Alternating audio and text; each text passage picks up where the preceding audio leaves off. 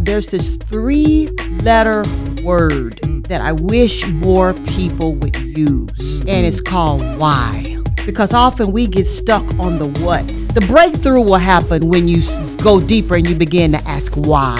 Why do girls get pregnant at 16 in my family? There's a reason. I mean, girls are not just setting in their mind in my family, I'm going to get pregnant at 16.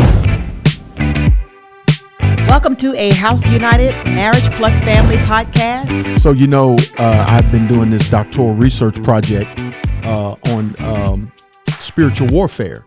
And there are 3 different kinds of spiritual warfare. I won't get into the other 2, but one specific kind that I have really been leaning into in my doctoral studies is called strategic spiritual warfare.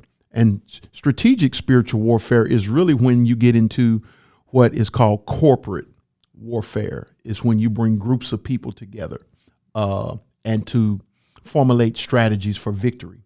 Well, long story short, I've been prepping because I have to do this research paper on spiritual mapping of our city. And so as I was doing that, and our wheelhouse is family.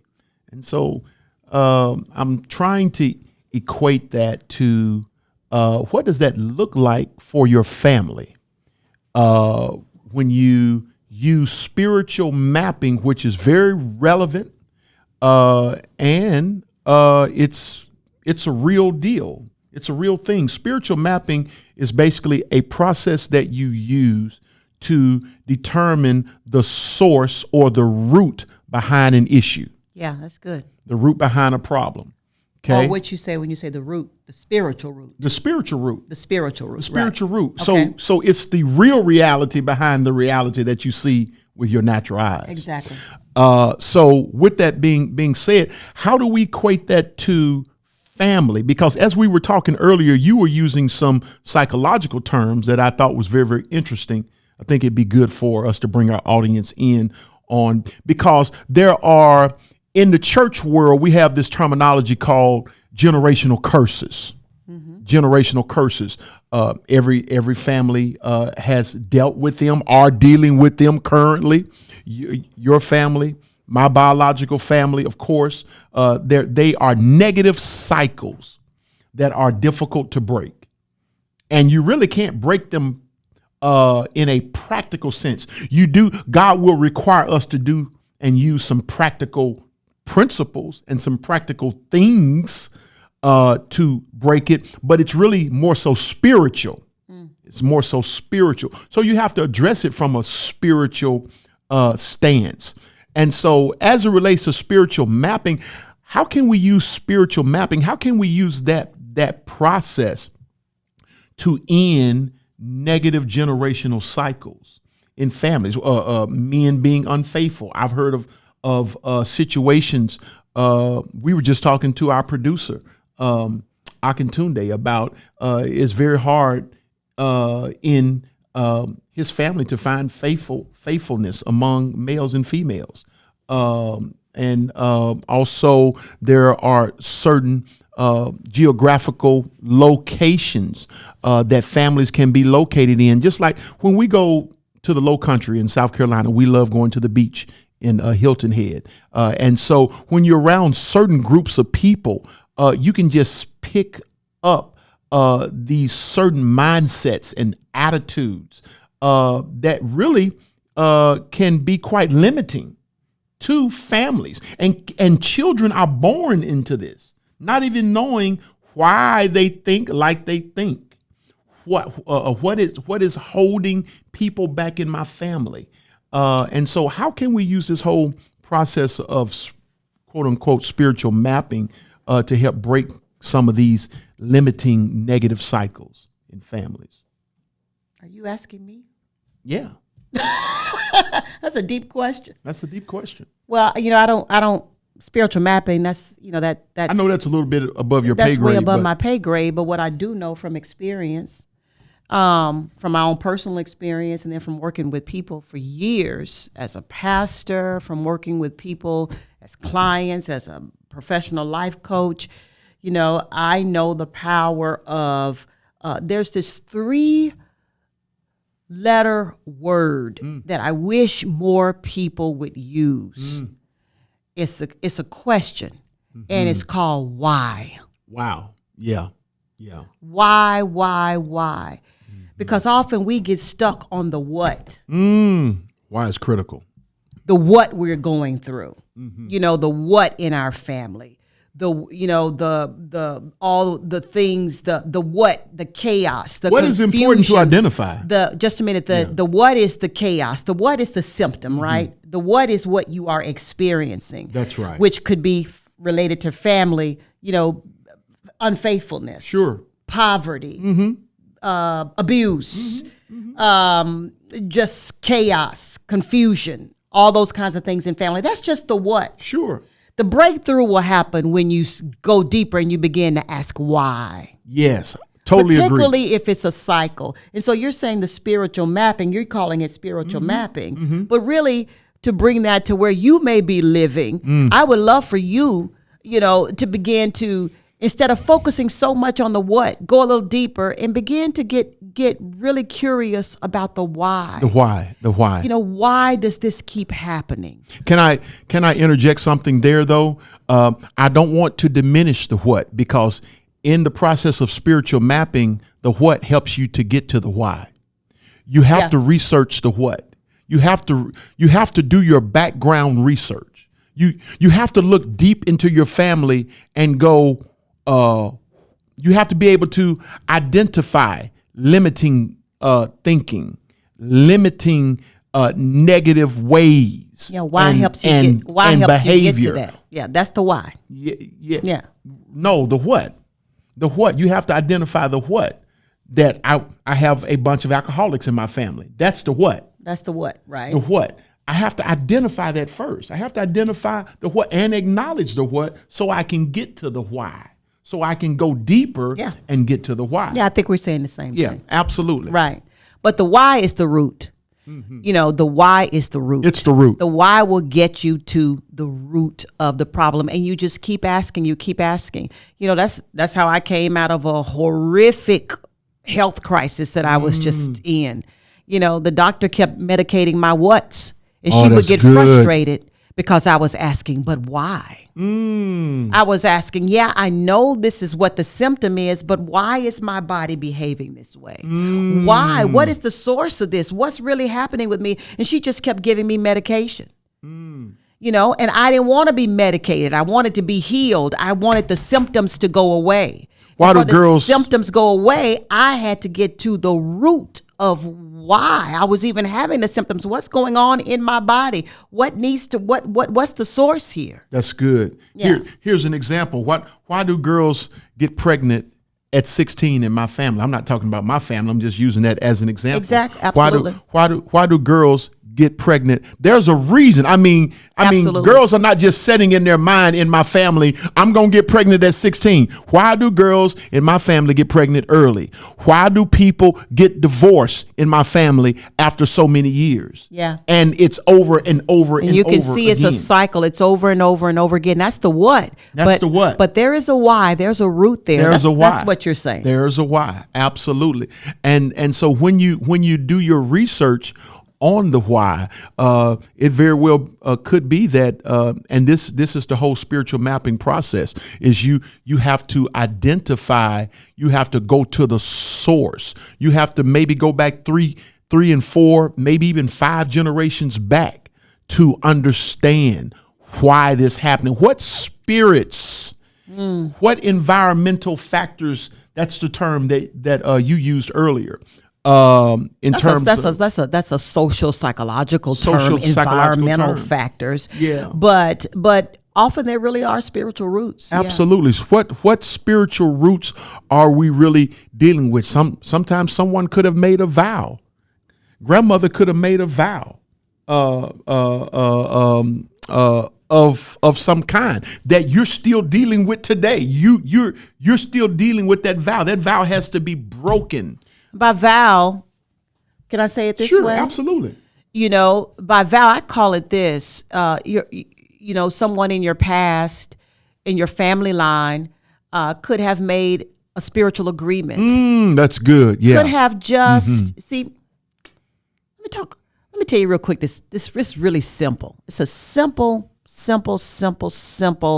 but powerful principle we all need to know. It's a law, I believe. Is that it's like the law of agreement, right? To give the spiritual world access. We give the spiritual world, good or bad, light or darkness, God or Satan. We give that spiritual world access into our life through agreement. That's good. Yeah. So you have to be careful what you agree with.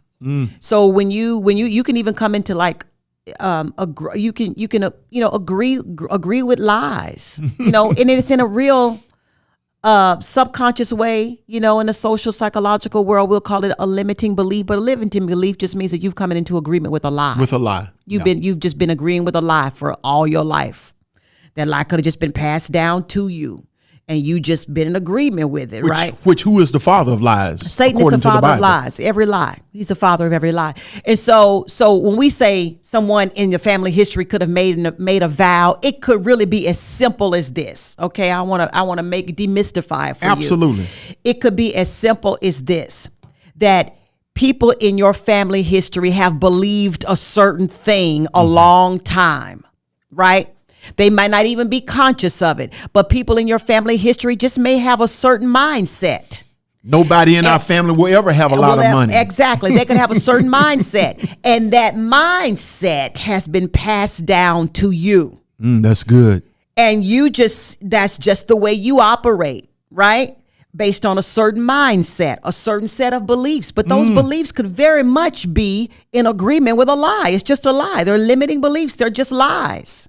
And it could be passed down to you, right? And so that is to kind of demystify. Absolutely. I love that. I love that. And which is so powerful. Mindset is so powerful because when you agree that mindset, it goes from mindset or attitude. And when you have a mindset or attitude that you allow to stick around long enough, it will begin to govern and determine behavior. 1,000%. And behavior, if allowed to stick around for a long time, it will determine outcomes. 1,000%. Yeah. And so we're seeing the outcomes because when we trace it back, it all goes back to a mindset that was established, a limiting belief because of a lie that we came in, or our ancestors came into agreement with. Absolutely. They're governing all of our lives. All of our lives are governed by this part of you that you can't see. Is called your subconscious mind. Wow. And that's where all Talk about that. Let's lean into that for a moment. It's controlling all of us. The subconscious mind. Yeah. So the subconscious mind is that those are the thoughts that you have that are beneath the awareness, right? So we have a conscious mind, and those are the thoughts that we have right now that we're very aware of. We're very aware of those thoughts. That's the thinking that we are aware of all the time, right? But there's this whole other level of activity that is extremely powerful. It's called the subconscious mind, and those are all of those experiences, memories, all of those things that are beneath the awareness, right? Yeah. Like everything that's ever been said to you. Did you know everything that's ever been said to you? Everything you have ever seen, every experience you have ever had, every emotion you have ever felt. I'm talking about even in utero. Wow. I'm talking about even when you were in your mother's womb. Wow. Yeah. All of those are stored. Now, you can't remember them all, can you? Right now in your conscious mind, you can't remember them all. No. But they're all still there. But subconsciously. But they're in the subconscious mind. They're there. They're all still there. So that is the conscious mind. That's amazing. That you are aware of, the memories you can remember, the thoughts, you're aware of right now. That's amazing. But all the other ones, even when you were in utero, in your mother's womb, All of that is stored in the subconscious mind. And it's the subconscious mind that's controlling our whole life. Wow. And so the why, those who are really, really trained, or if you walk real close with the Holy Spirit, he has this way of taking us deep from the conscious mind, that we are aware of, whoosh, to the subconscious mind. Wow. Now, you can't do anything with it though until it has to get brought from the subconscious to the conscious. Then once those lies and once all those things now become from the subconscious, those prior experiences that you've had that you may not even be aware of that are still creating issues in your life. Sure. Once they come to that subconscious mind, now we can start dealing with it. Now we can reframe it. Now we can change it. Now we can change this whole narrative around your life. Now we can literally transform your life, your family, and everything about you. If we can get it from the subconscious, the non-conscious, to the conscious that you are aware of. Can we drill down a little deeper on that? Yeah. I'm gonna take it one step deeper. Can we? And the reason I'm asking you, because you've been trained in positive psychology, and I have not, of course. But in my mind, this is what I'm seeing here. Is it possible that we can even be experiencing in a subconscious way some of the things and acts and limiting beliefs of our ancestors even today through the blood that we inherited from them, through the bloodline? Now, I'm not a physician. I don't know. I know the blood. I think the blood carries. I don't know. The blood carries the DNA. That's an interesting thought. And some would say even some would say personality is carried in the DNA. That's personality, though. I don't know. Because you tell me all the time. You don't tell me all the time, but you tell me quite often. You know that my ancestry DNA results came back that I have a large percentage of my ancestry is showing that I'm Irish. And we all know that Irish, and I hate to put stamps on people, but people say a lot about redhead Irish. I had red hair growing up as a little boy, sandy hair. My mother also has red hair when she was younger, and Irish can have a real brash temperament, if you will. That Irish temperament. And so you will remind me sometimes that I have a short temper or attitude. I got a fiery attitude because of that Irish blood in me. And so that's what made me take that back to the bloodline, is some things can be inherited through the bloodline. I don't know. I know, of course, our physical characteristics certainly are. Our physical propensities. That's all DNA. So what you're talking about is a deep conversation about. It's a deep conversation. It's that's called nature versus nurture. Absolutely. Are some of our characteristics? Do we get them via nature, meaning through the bloodline, DNA, or nurture? Right? Okay. Nurture, Okay. Right, which is talking about environmental factors, culture, belief systems. Sure. All those kinds of things. Those Sure. are environmental factors right there. Sure. Right. So I don't know. That's a huge. What is it about us that is it? What part comes from nature? And what part and comes nurture. from nurture? Boy, that's good. That's good. Right. That is so Nature good. versus nurture. I think that's a good future conversation. Right. Can we not at least agree upon this? Is that if you're going to experience transformational shift in behavior, Yes, sir. and outcomes, that will start with a choice. Every shift in transformation of behavior will start with a choice. It starts with a choice. Yeah, it starts with a choice, but I want to go even deeper than that. First, you got to know you have a choice. That's good. And so I think it starts with truth. Truth. Yeah, that's good. You have to be presented with, and when I say truth, you have to, you have to first even have an awareness. See, a lot of people walk around, they don't they're not even conscious. They're not even aware that their behavior is messed up. I mean, you see what I'm trying to say? Yeah. They don't even have an awareness. So you have to be, I know you're saying truth. Another way that I'm thinking about it is being exposed to greater.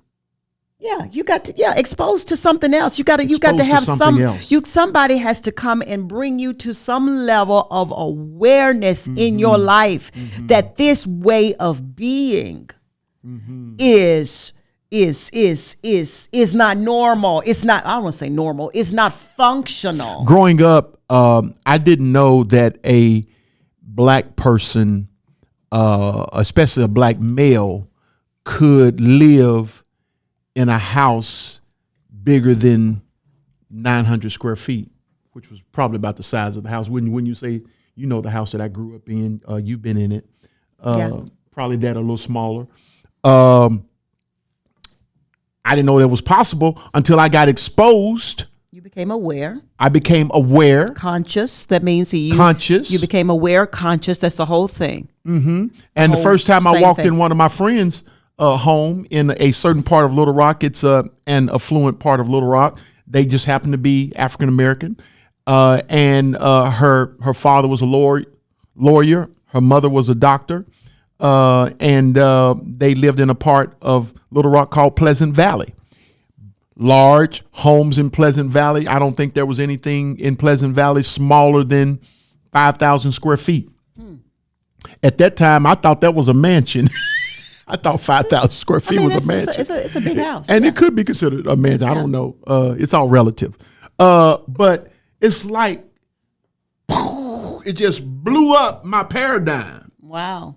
And I went, whoa. You mean this is possible? Yeah. So now at that point you had a choice. Absolutely. But you didn't even know it was a choice because you didn't even know there was a choice. You didn't even know there was a such thing, right? I didn't know it was a such thing. You can't choose something that you don't even know exists. Absolutely. Right. Absolutely. So that's why I'm saying you gotta first have some awareness. You got to have I don't know if that's truth is the right word right now, but you at least got to have some consciousness, some awareness. In a spiritual sense, truth would be the right. Yeah, that there is a choice. There is another way. There's a better way. A better way. A lot of people, I'm telling you, don't even know that. They don't even realize that.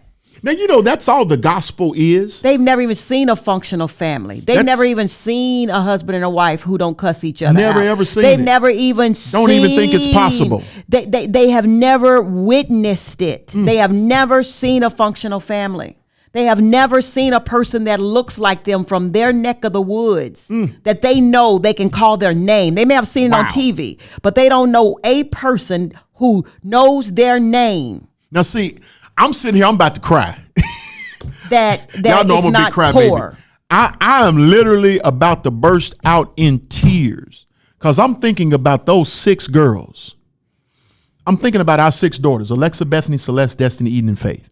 I'm thinking about we're not perfect by any means, and Lord knows we have flaws, especially as husband and wife, man and woman, and they've seen our flaws, but they've never seen us cuss each other out.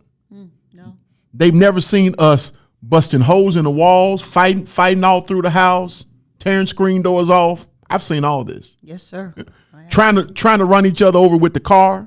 I have not seen that. I have seen that. Yes. Oh Lord. And they've never seen that. My God, thank God.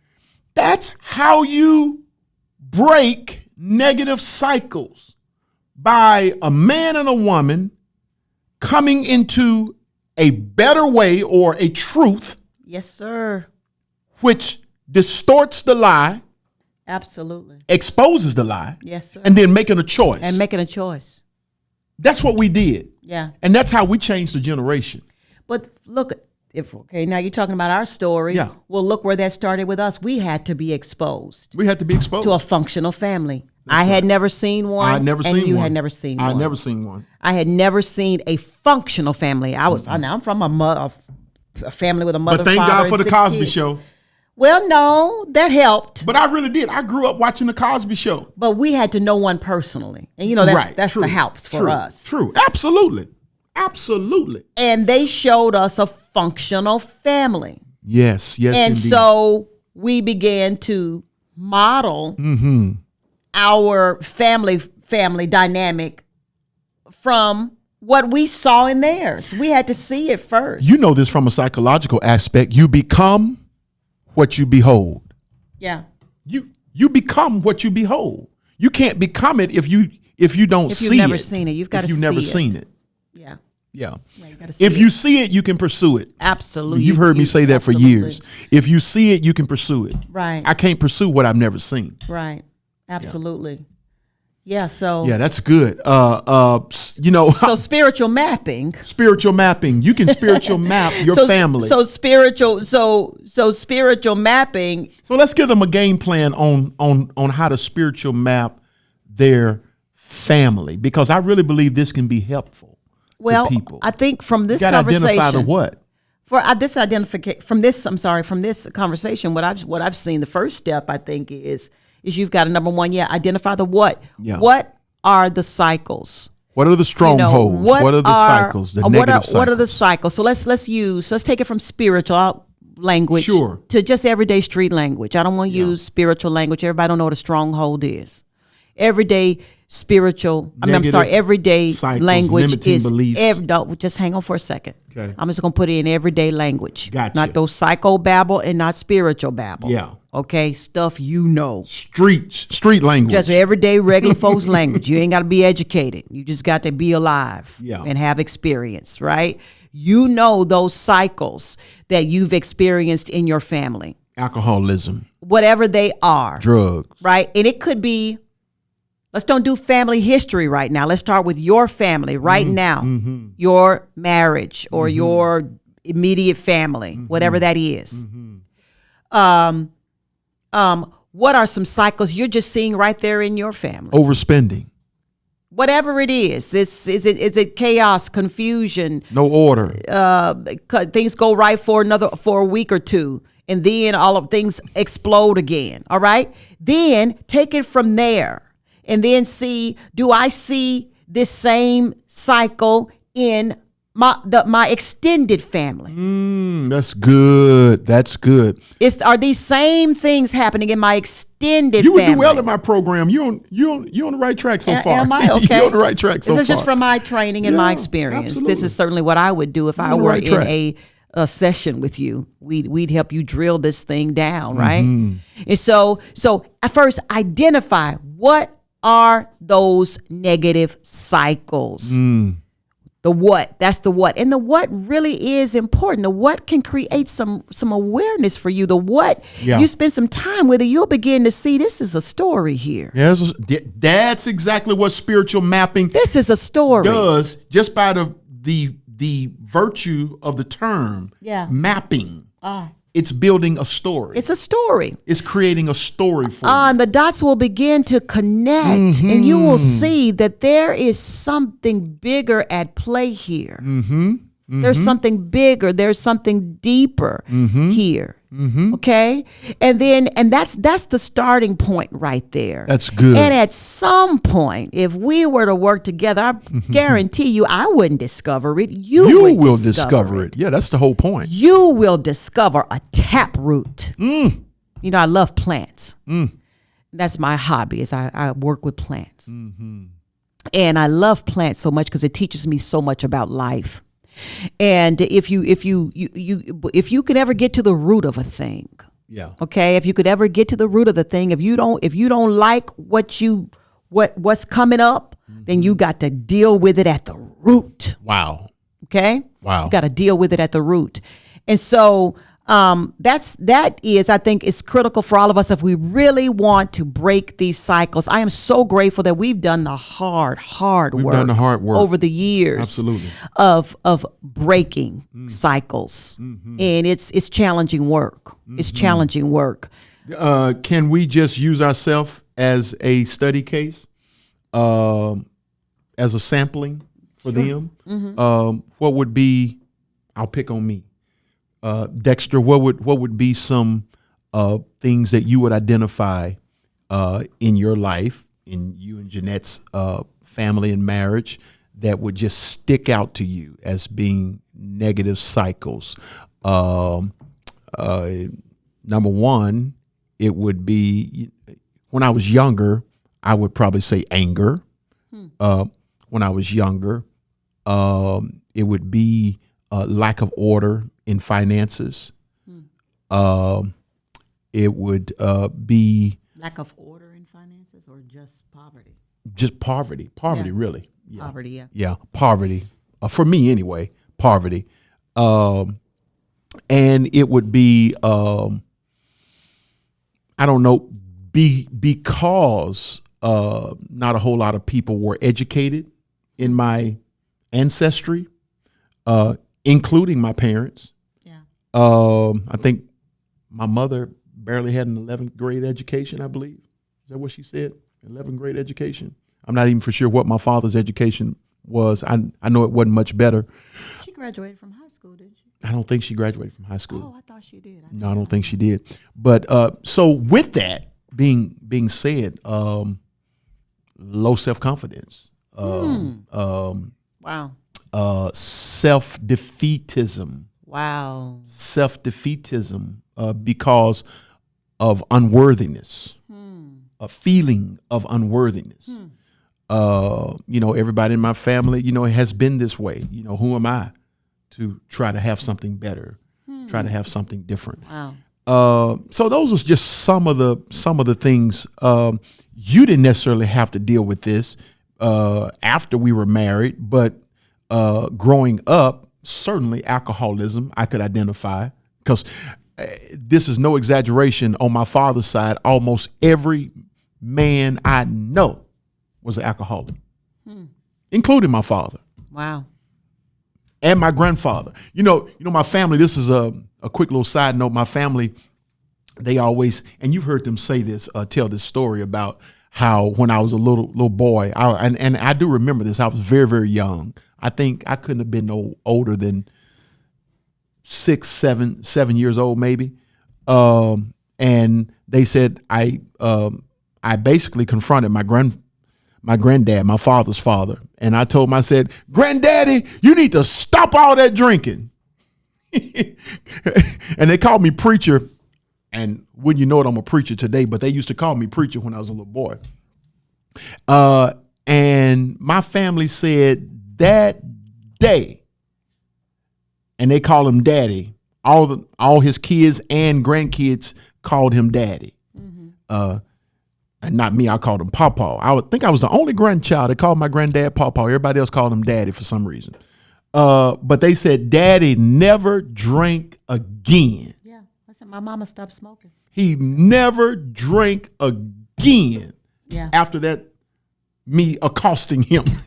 Yeah. As a little child. You confronted him, yeah. I confronted him. And I believe that choice helped me break that negative cycle in my life, because I saw that it could be done. You saw that it could be done. Your granddaddy stopped. Ooh, that's almost about to bring me to tears. Wow. I saw that it could. I saw, because for most of my life before my grandfather passed away, he was sober. Wow. So the things we overcome in our life, we don't just overcome it. It impacts generations later. So many people, they need to see you. The things we overcome, we're not just overcoming it for us. You know what I just overcame. My God. And I was fighting that battle, not just for me, but I was breaking that cycle for my for the next generation, for my girls, I was breaking the cycle. Yes. That's why that battle was. I'm telling you, I realized that's why that battle was so intense. Yeah. That's why that battle was so intense. I wasn't just fighting a battle for me. You were fighting Alexa's battle, Bethany, Celeste, hey, Destiny, Eden, and Faith. You were fighting our grandbabies' battles. No. It's deeper than that. You going? Oh God, I'm having a moment right here. I was fighting my grandparents' battle I was fighting my great-great-grandparents' battle. I was fighting do you see what I'm saying? Yes. No, I wasn't fighting exactly my girls' battle. I was fighting the battles that they never overcame. I was fighting my God. Their battle. And it came to me, and I would not let it pass through me. Wow. This is enough. No, I will not. And in my case, it was mental illness. You said enough is enough. I would not let that thing pass through me. Wow. To my girls. My goodness gracious. I defeated that thing. I broke it. Woo. That's so good. And it was H-E. You were there, you know. Yes. It was I was there the whole way. Stick. Absolutely. It was an intense battle. Absolutely. It was no normal thing. And I knew that this is not normal, what I'm experiencing right here. It was the pit of hell. My God. And, but I realized, I always thought I was fighting it, for my girls. But what I realized, I was fighting an old demon with a lot of strength and a lot of power. And it's because it was so old. It was iniquity. Boy, you're hitting on something now. And that thing was trying to pass through me. You know what But my girls saw me overcome it. What I really want to get to our audience is that we need to stop taking some of these negative cycles. My God. In such a non-serious. This stuff is serious. It's serious. So when we sit around as a family during the holidays, and we like to gather, and we share old family stories and we laugh about them. Like, I remember the story of my great-grandfather living with these two women, having two wives in the same home. Wow. Two sets of children under the same roof. Yeah. My daddy's daddy, Sid Howard's daddy, William Howard, who's from the Carolinas. I found out in my DNA testing. He's from North Carolina. Now, a lot of your family members are watching this. They may not want you to No. This is out there. That's the only reason I'm sharing this. Oh, okay, cool. That's the only reason I'm sharing this. This is okay to share. I mean, even at our family reunion, they had the family tree with the two women. Oh, okay, gotcha. Okay. So two sets of children who came from those two women were at that family reunion. So they were like sister wives. I don't know what they were. Illegal sister wives. I don't know what they were. But I'm going anyway. I'm going to myself all these years. How was that possible? How could that even be allowable? And I think it had something to do with the root of slavery, how black men were breeders, basically. Breeders. We were made to be breeders. Yeah. And so there was nothing to be with multiple women. Nothing. And so that unfaithfulness, or that even something that would even a mindset that would normalize a living situation like that, where two women's beds, my grandfather's bed was in the middle of these two women. Their beds on each side. Wow. and we could normalize. So we sit around as a family, we laugh about that. Well, that was a way of being back. It was a way of being days. But that needed to be taken serious. Absolutely. Because that could be impacting yes. homes and families today. It probably is. Yes. Absolutely. I guarantee you it is. Absolutely. Absolutely. Yeah. And so that's what I mean by we need to stop diminishing those Absolutely. things. We need to take these things serious. I really believe that we've hit on something today. Well, here's what I want to say to people is if you want better, if you don't like what your current circumstance is in your family or in any area of your life, here's what I want to tell you with 100% certainty that it can change. It can change. That's the truth. It is 1,000% That's the truth. transformable. That's the truth. It can change. That's the the truth. first thing you need to just own that. Maybe nobody ever told you that it was even possible. But I'm telling you, it is totally possible. It's possible. It can change. It can Things change. can get better. That's right. You can decide that this will stop with me. That's right. And you may not know how. You may not know all the steps. You may not know what to do next. Forget all that. You don't have to know. Just make a choice. Just That's even right. Number one, have a desire. That's right. That this stops with me. That this doesn't pass through The buck to my stops here. children. That's right. This is going to stop here. That's right. This is going to stop with me. I will not pass this dysfunction, this divorce, this poverty, this confusion, this whatever it is, Disorder. violence, this disorder, all the things you hate. Decide that they're going to stop somehow with me, and I'm not going to pass this through to the next generation, to my children. I believe heaven. All heaven needs is a door, is an access point. Yeah.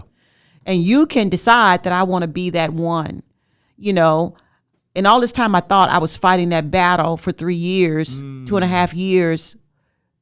I thought I was fighting my daughter's battle. I just learned today I was fighting your mama's battle. I was Your grandmother. fighting my battles that my ancestors never won. And that thing had just grown and grown bigger and greater, that demon spirit over. And when I say a demon spirit, I just basically mean it's just satanic, rooted in a lie. And I'm gonna tell you the truth. As I fought the battle, you know what the root of I don't know, some of y'all ain't gonna like this. It's coming up in my spirit. I'm just gonna say it. Come on. But the root of mental illness, the root of it is a lie. Oh, that's so good. It's a lie. And if you believe that lie, It's a lie. that you are mentally ill, the enemy wants you to come in agreement with him on that lie, that I'm just a depressed person, that I'm just an anxious person. He wants to come into you. He wants you to agree with him in that lie that something's wrong with your mind. Or that runs in our family. Or that runs in our family. It might run in your family, but guess what runs in your family? A lie runs in your family. A lie runs through your family. How can you say that's a lie? Because I know what I'm experiencing. I know my dad. I know my symptom. I know it's not a lie. It's my reality. Let me tell you something. I fought this battle. I fought this battle. And if I had believed what doctors said to me, if I had believed my family history, I'd be a medicated, institutionalized woman right now. But I'm sitting here in my right mind on nothing but some vitamins and minerals. My goodness. Okay? And I'm saying to you, thank God that when that demon came for me 3 years ago, I had been trained in the truth. Wow. And when I was constantly being told it's just my family history, it's just mental illness, I'm going to have to be medicated, I'm going to this and all that kind of stuff. It kept that lie kept running up against the truth. What was the truth?